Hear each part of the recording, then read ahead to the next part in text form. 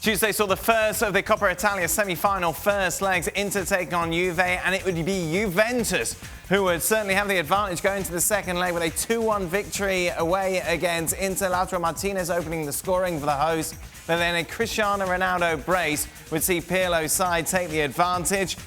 Let's welcome in Stewart Robson, shall we, to reflect on that. Robbo, Bluminette, Cristiano Ronaldo with 2 goals, both of them gifts.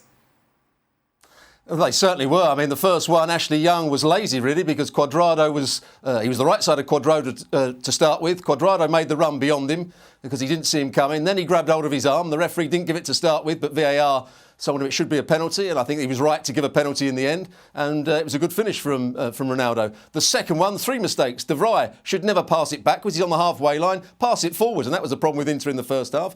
Then Bastoni didn't take a good enough touch to take it away from Ronaldo. And what Handanovic was doing, I've got no idea, coming out to get a ball that the centre half was always going to get there. But you have to give credit to Ronaldo. Good first touch and the even better second one. Yeah, Ronaldo, of course, turns 36 this week. Robbo, not happy to be substituted. Never is. No, but I can understand why he was substituted in the second half, because it had been role reversals in that game. Because in the first half, Inter wanted to play out from the back and Juventus pressed them high up the field. They got Kulusevski to mark Brozovic, so they couldn't play out from the back. And if they did go forward, no Lukaku, the front two couldn't get hold of it. And in the second half, it was exactly the other way round. And that's why Morata was brought on instead of Ronaldo. I can fully understand why Andrea Pirlo made that decision. Obviously, a number of changes made to the Juventus midfield. Arthur coming out, Rabiot coming in. It just emphasises how important Arthur is, isn't it, from we've seen over the last few days, because that midfield looked a bit weak once again. It did to a certain degree in the second half. Arthur came on to take the place of Bentancur, who gave away what should have been a goal for Sanchez because he tried to get turned on the edge of his box. De Ligt played him a ball, he lost control. I think it was Vidal won it off of him and Sanchez should score.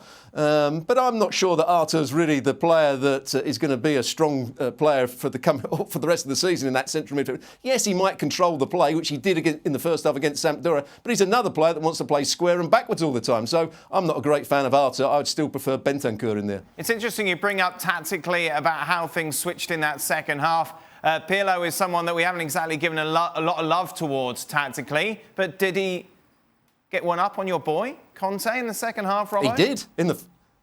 In the first half, he got one up on Antonio Conte because he said, "You're not going to play out from the back. We're going to stick Kulusevski on Brozovic, who's your key player when you're trying to play out from the back. Our 2 wide players are going to go onto your 2 wide centre halves. Ronaldo's going to stand on De Vrij. You play it forward, and if you play it forward, De Ligt and Demiral will get the better of Sanchez and Martinez." And that was the case throughout the first half, and it didn't change until sort of 15 minutes into the second half. Robbo, looking at this with regards to the title race, how much can we read into this? I know it's a cup game, but with regards to a team that's got the momentum at the moment, because Hakimi, no Lukaku for Inter, obviously Juventus not at full strength either. Can we read too much into this tie?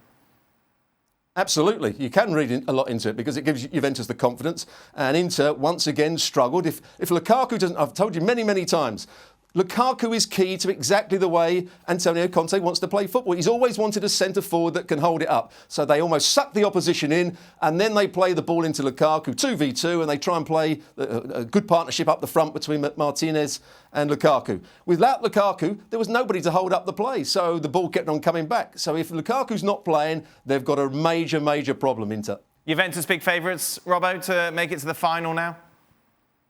Absolutely. I think they've got their confidence back. They played well in the first half against Sampdoria. They played well in the first half here. They've got to continue it for 90 minutes, but I think they'll have too much for Inter now going into that second leg. And Wednesday sees the second semi-final, Napoli against Atalanta. This should be quite entertaining, shouldn't it?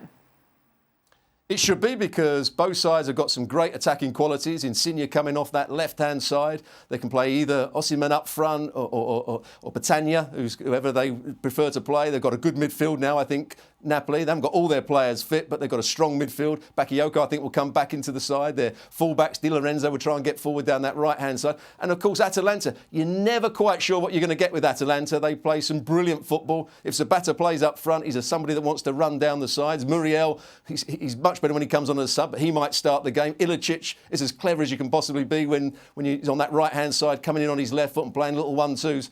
So I'm really looking forward to the game. Over the 2 legs, I think Napoli may just have too much for Atalanta. Wow, Robbo, why? I just think that Atalanta have been inconsistent in recent weeks. I've seen them play really well at the start, where they were beating teams 4-5-1. Then they got a draw against Genoa. Then they got a draw against Udinese. They had a really poor performance at the weekend against Lazio. And if they're going to provide one of those performances in either of these two games, Napoli will just about have enough for them. Well, thank you very much for watching ESPN on YouTube. For more sports highlights and analysis, be sure to download the ESPN app. And for live streaming, premium content, and let's not forget as well, ESPN FC 7 days a week. Subscribe to ESPN Plus.